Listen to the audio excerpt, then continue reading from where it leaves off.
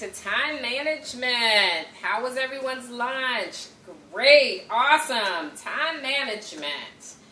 The one thing that I always say about time is my enemy. There is never enough time in a day. How can you possibly get anything done in an 8-hour workday or a 10-hour workday, and you find yourself working many more hours than 40 hours in a week trying to accomplish all the tasks that we have, from managing our homes, professional lives, from having kids to walking the dog to feeding the cat to checking emails to our iPads to technology to running reports to running to meetings to traveling. How do we prioritize? How do we get everything done?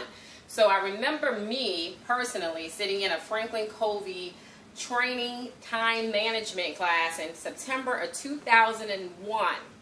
And I remember this is because some of the techniques that we're going to walk through today are some of the techniques that I've learned and have been very beneficial to me in my career. And I want to walk through them, and hopefully they can be a benefit to you as well. So with that being said, we're going to go to our first activity of today. And I'm going to have you to all close your eyes. Everyone close their eyes. When you hear me say go, I want you to raise your hand once you think 20 minutes has elapsed. Go.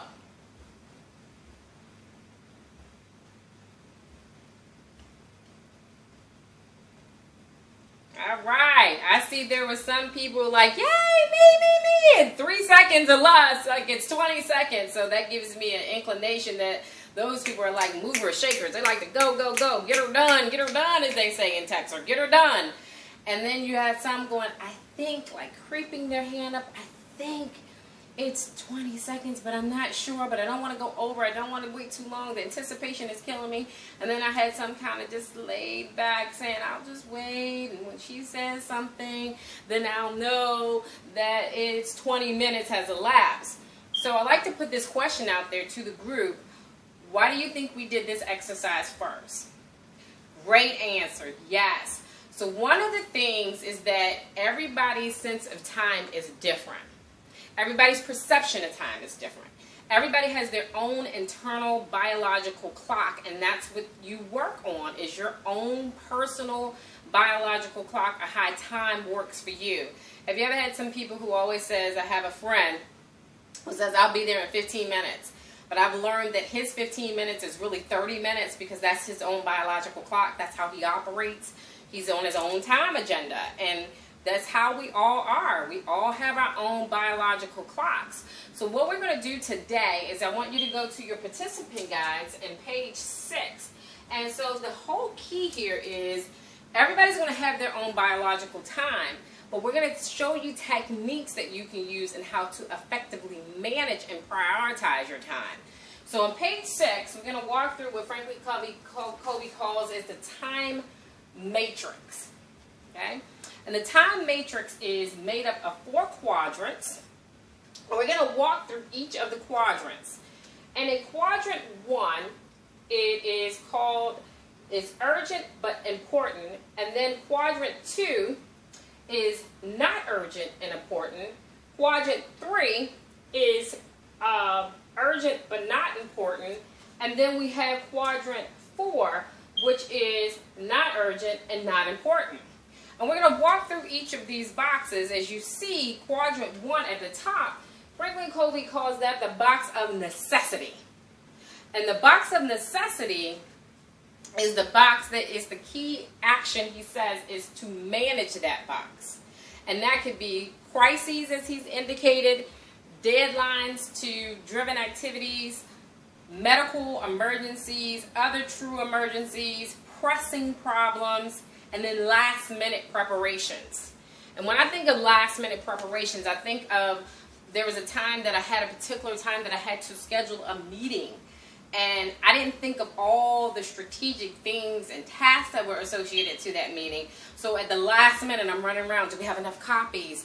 Did we send a reminder out? Did we do this? It's because I didn't outline all of the tasks associated to completing and making sure and ensuring that that meeting was going to be a success. So I found myself running around at the last minute trying to gather things up that I didn't think about. And I think that we all have probably fell into that category where we've had to just run into some last minute situations because we didn't think things completely through. The next box, which is quadrant 2, is the box of leadership.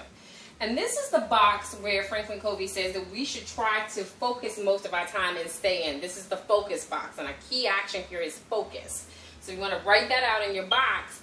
It says leadership, and the action there is to focus. And what this is when I think about this box, I think about it as how we set goals each year. We set up every year at the beginning of the year. I do SMART goals. I don't know if a lot of you do SMART goals or goals within the organization. And you want to set up things that are going to drive for not only your career development, but also the successes of the organization. And that's where we should really focus and hone in. Our key time here is focusing here in the leadership box. So he outlined some common activities: preparation and planning, being strategic, values and clarification, empowerment, relationship building.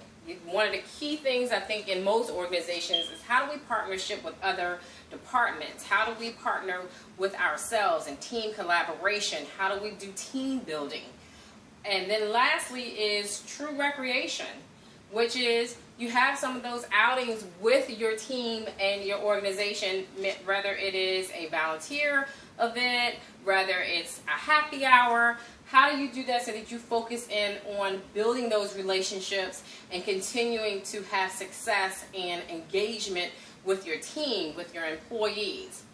Then we go down to quadrant 3, and quadrant 3 is the urgent but not important box. It is considered the deception box. And deception, okay, so use caution and try to avoid is the key action that Franklin Covey says that we should use.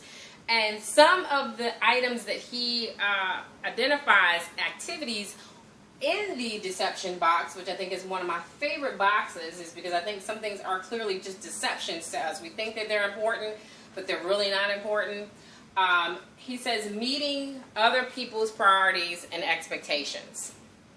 So how many of you have ever been in an experience where you're trying to accommodate every little thing that your boss wants you to do? It doesn't necessarily mean that it's a priority, and it doesn't necessarily have to be done right at that moment, but you find yourself constantly trying to just get it done, get it done, get it done, get it done, get it done, get it done, get it done, and you're not prioritizing and focusing on what we talked about in quadrant 2, our goals and our successes of what's going to drive the business and drive the organization. He also says frequent interruptions. How often is it that someone comes to you and says, "Hey Jane, how's the kids? What's going on?" And it's great that people are wanting to build relationships and wanting to talk to you, but you have all these key objectives of things that you need to accomplish, and you find yourself sitting there trying to engage and have this conversation, but in the back of your mind you're thinking, oh my God, I have all this stuff that I need to do. How do I do that? And having that way to say, hey, you know, can we chat? Maybe we can set up lunch next week. I would love to catch up with you after work. Finding ways so that we can still build that relationship, but be able to focus on what we need to focus on at that given moment. And then he also says that emails and some calls can be a deception. Okay, I'll give a good example for me that has happened is a boss, or I think any of us, your boss sends you an email, and usually what do we usually do? As soon as the boss sends us an email, what do? Yep, we stop everything we're doing and we address exactly what the boss needs. And sometimes we might want to ask that question. If it did not outline in the email when they needed it done, how soon did it need to be done, could someone else do it? Were you the actual person that should be responsible for this task? We don't ask those questions. We just jump right in and we spend 5 hours working on a task, and then the boss says, oh, I didn't need that till next week. So you just lost 5 hours in a day because the deception was that you thought it was something that needed to be done instantly without asking those additional questions. And then lastly, he says urgency is masquerading as importance. So you have some people who come and it's like, oh my God, I really need this, and I need to get it done today. And it's really something that could have waited, but they just wanted to get it as a checkbox off of their list of to-do list of things to do. And then lastly, the box quadrant is the waste quadrant. Look at the faces in the room. What is waste? Yes, the waste quadrant. And the key action that Franklin Covey says is to actually avoid. And some of the common activities is that he says is we do busy work. Some emails. We sit and we might clean out our emails instead of setting up Outlook to automatically do it for us, which we'll talk about that as a technique, using Outlook to actually be able to manage some of the activities and tasks for you. Some calls. I think of it as, for myself, I'm a coffee drinker. How many of you are coffee drinkers? I come in the office and I have to think for myself and I go, oh, okay, I'm going to go get coffee and come back to my desk. And then I see Jane, and Jane said, hey, Sharon, what's going on, and how was this and this activity? And next thing I know, 15, 20 minutes has elapsed from me talking to Jane. So that's what we consider to be waste in the quadrant of waste. And you think about in yourself in all the 4 quadrants, what Franklin Covey says is that we should try to always stay north of the line. Meaning that we should try to focus on the top 2 quadrants, but primarily focus on what quadrant box? Yes, focusing on the leadership and our goals. We want to try to, as much as we can, manage the necessities, but we really want to put our focus on the leadership box that's going to drive the organization, drive the business, drive our careers.